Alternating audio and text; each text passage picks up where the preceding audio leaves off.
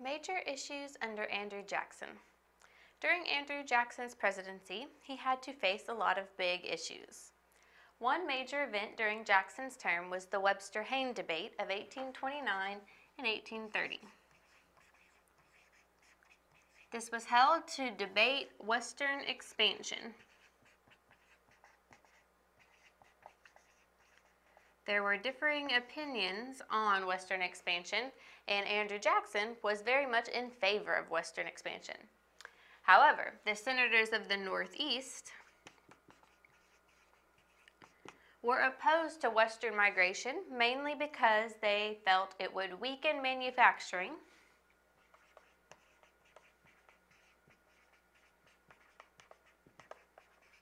and create a new political rival. So the Northeast didn't want these problems to come up. They didn't want their manufacturing to be weakened. They didn't want a new political rival. At this point, it was pretty much North versus South whenever they were talking about sectional divisions. If you now started expanding into the West, you'd have North issues, West issues, and South issues, and you'd have a new political rival, at least as far as sections within the United States. So the Northeast was against Western expansion, but Andrew Jackson really pushed for it during his presidency. In 1830, Jackson set a precedent by vetoing the funding of a road that was to be built entirely within one state, Kentucky. And many believed that Jackson vetoed the bill to spite Henry Clay,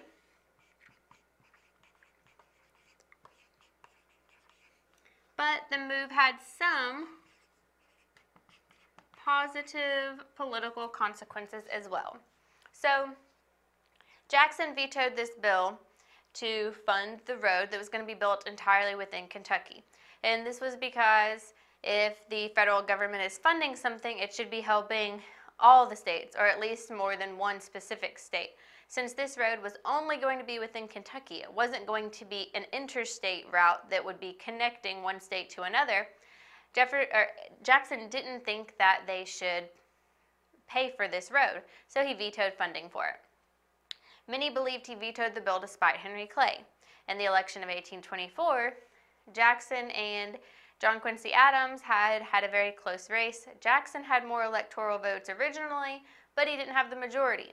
When it went to a re-vote in the House of Representatives, like the runoff election, Henry Clay persuaded people to vote for John Quincy Adams, and he was able to win the presidency in 1824. Even though in the original election, Andrew Jackson had more electoral votes, just not the majority. So he felt like the presidency had been stolen from him in 1824, and he blamed Henry Clay. So that's why people thought that he was just trying to veto the bill to spite Henry Clay, since Henry Clay wanted it. But there were some positive political consequences of his vetoing this bill. The Southerners appreciated the idea that states should tend to their own business. The South was more sectionalist and had more ties to their state than they were nationalist. So they liked the idea that states should tend to their own business, keep the federal government out of it. The Northerners liked it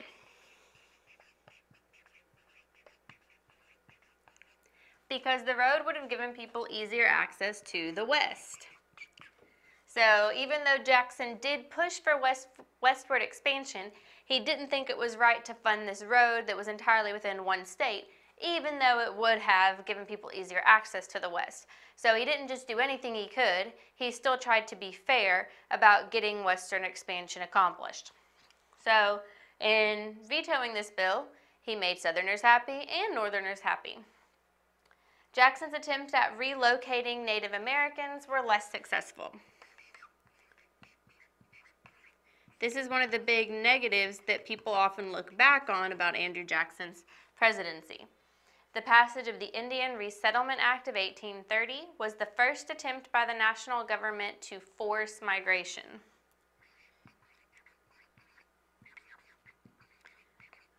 and they would be forcing the Native Americans to leave their home where they were settled and resettle somewhere else, to relocate somewhere else. In the case of Worcester versus Georgia in 1832, the Supreme Court ruled against those who sought to grab Native American lands.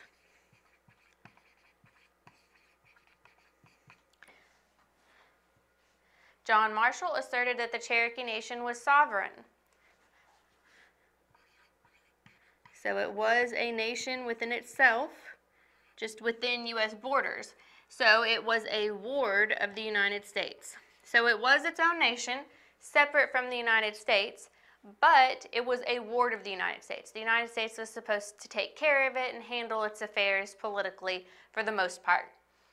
Despite Marshall's assertion of the Cherokees' rights, Jackson supported the slow and steady conquest of lands in the South and West. So while he didn't do everything possible in passing certain legislation that would help with Western expansion, he did keep pushing the Native Americans out of their land, trying to get them to resettle so that Americans could keep pushing further west and south and settling those lands themselves. The Tariff of 1832,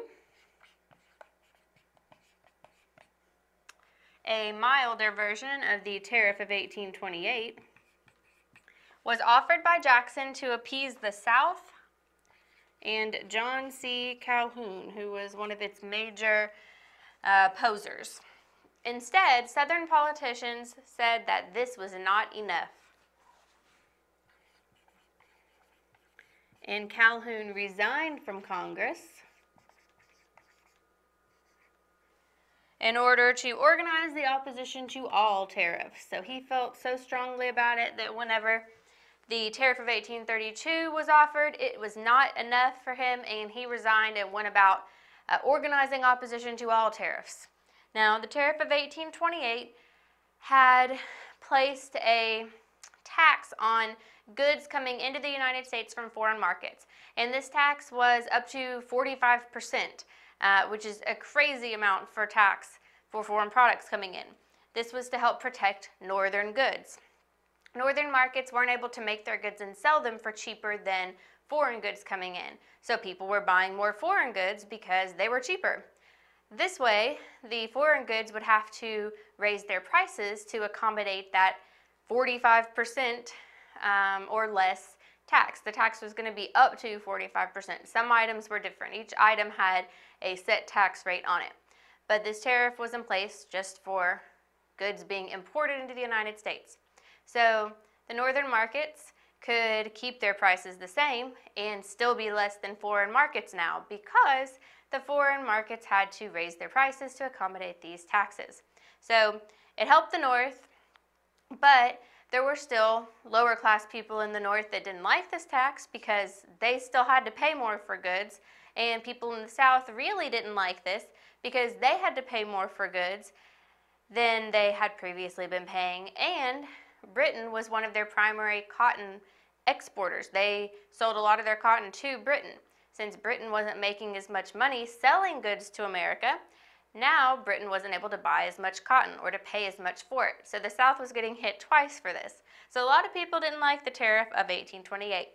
The Tariff of 1832 was supposed to be a help here. It lowered it to up to 35% instead of up to 45%. So it did lower the tax rate a little bit for goods coming in, but it was still a high tax. So the South was still unhappy. They said this wasn't enough. John C. Calhoun said this isn't enough and left Congress altogether to go organize opposition to tariffs in general. Now, Henry Clay, who realized that Jackson could easily overpower South Carolina, was further disturbed by the Force Act of 1832, which stated that the president had the right to use military force to keep a state in the Union. So if a state tried to leave the Union, the president could use military force to keep that state in the Union. South Carolina was one of the primary opponents to the Tariff Act of 1828 and then of 1832. they kind of started what was known as the nullification crisis. South Carolina said, you know what, I think that states should be able to nullify federal regulations if they don't like them. Well, if every state felt that way and started to act on that, then each state would basically just be ruling itself, and the federal government would have no control at all. If the federal government made rules and the states were just able to override them, to nullify those, then you weren't going to have a union anymore. You were going to have a bunch of little countries, basically, within those states. So when South Carolina started talking about that idea that a state should be able to nullify federal regulation, this started the nullification crisis. It was short-lived, especially with the Force Act being brought up and passed. If the president could go in and use military force to keep a state in the union, a state within the union, then that was a big threat to anyone who was thinking, oh, well, maybe we'll just leave the union if we can't have regulations the way we want them. So 1828 to 1832 was about the time frame of this nullification crisis, because Clay proposed an even lower compromise tariff of 1833. And the tariff will be lowered from 35% to 20 to 25% over the next 10 years. And both sides agreed to this compromise. So this is still going to be a kind of high tax rate, but compared to 45%, knowing that the tax was going to drop down to 20 to 25%, this was enough to appease most Southerners, at least enough not to try to leave the Union and not to try to nullify federal regulation. So the compromise tariff of 1833, in conjunction with the Force Act of 1832, ended the nullification crisis, made states think twice about trying to overrule federal regulations. So major issues under Andrew Jackson. You had the Webster-Hayne debate about Western expansion. Northerners didn't want it because they didn't want manufacturing markets weakened, and they didn't want another political rival. Andrew Jackson was for Western expansion and pushed for that throughout his presidency. The president also vetoed funding of a road that was in just one state. This was because he felt that federal government funds should not be going to pay for a road that was only within one state. If it wasn't benefiting multiple states, the federal government shouldn't be funding it. This made both Southerners and Northerners happy, because Southerners felt that states should tend to their own business. Northerners felt that this road not being built meant that you wouldn't have easier access to the West. So everyone was happy with this. A big issue during Andrew Jackson's presidency was the Native Americans. And this is a negative mark on his record as a president. It's something that a lot of people associate him with. He passed the Indian Resettlement Act of 1830, which was the first attempt by the national government to force migration. Even when the Supreme Court ruled that the Cherokee Nation was sovereign and was supposed to be a ward of the United States, Jackson still pushed for conquest of lands to the south and west. So he still pushed to have Native Americans moved from their homes and forced to relocate elsewhere. And then the Tariff of 1828 had provoked a nullification crisis, and Andrew Jackson passed the Tariff of 1832, and then the Compromise Tariff of 1833 to lower that tax rate enough that everyone would be appeased. To find out more about how to ace your test and get more practice for your test, click the study guide.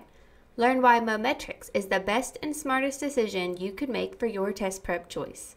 We have done all the work cutting through the fluff to give you what you need to perform well on your exam. Click the study guide to get started now. And thank you for watching and learning with us.